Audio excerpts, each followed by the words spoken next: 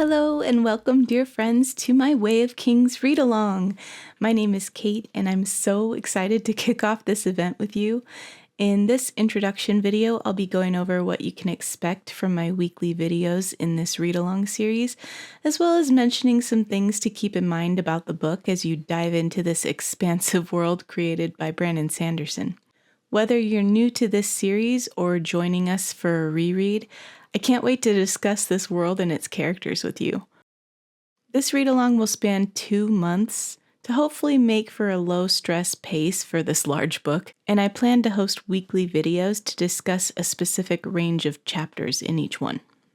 This intro video will be spoiler-free, but I still want to give you a bit of a taste of what the book is about. The Way of Kings is the first entry in Brandon Sanderson's epic fantasy series, The Stormlight Archive. It takes place on the planet of Roshar, a world very different from our own. Here, the weather is almost a character in itself. The fantastical high storms regularly pummel the land, and anyone caught outside in one is not likely to survive. The people, the animals, even the plants have adapted to be able to withstand these epic weather events.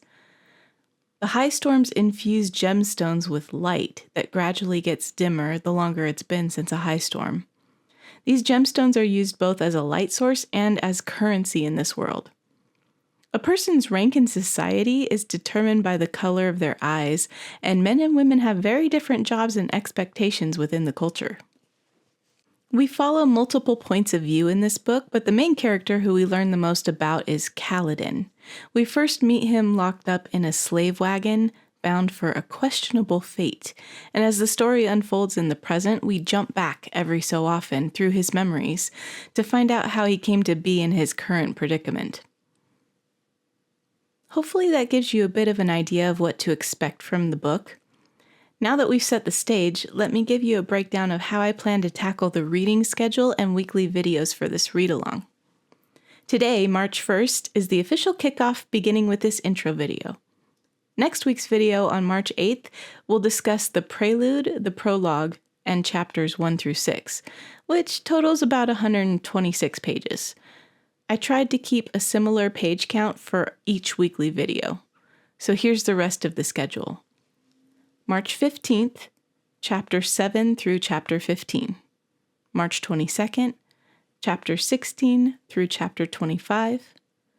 March 29th, Chapter 26 through Chapter 32.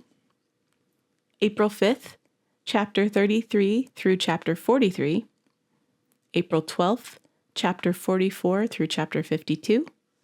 April 19th, Chapter 53 through Chapter 62. And April 26th will be Chapter 63 through the end, and we'll do a little wrap-up video.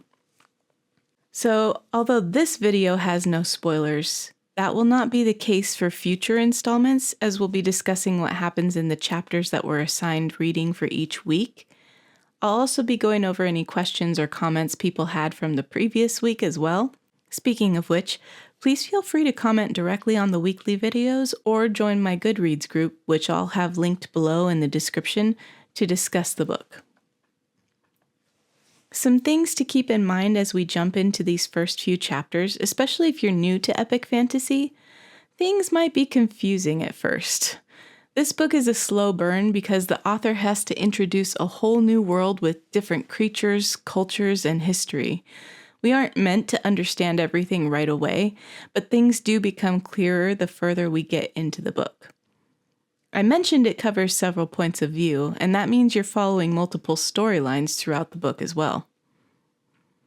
I plan to ask you guys questions in each video too, so my questions for you as we go into this read-along are: have you read a lot of epic fantasy before? If so, what are some of your favorites? Are you going to be reading a physical copy of this book, an ebook, an audiobook, or some combination of those?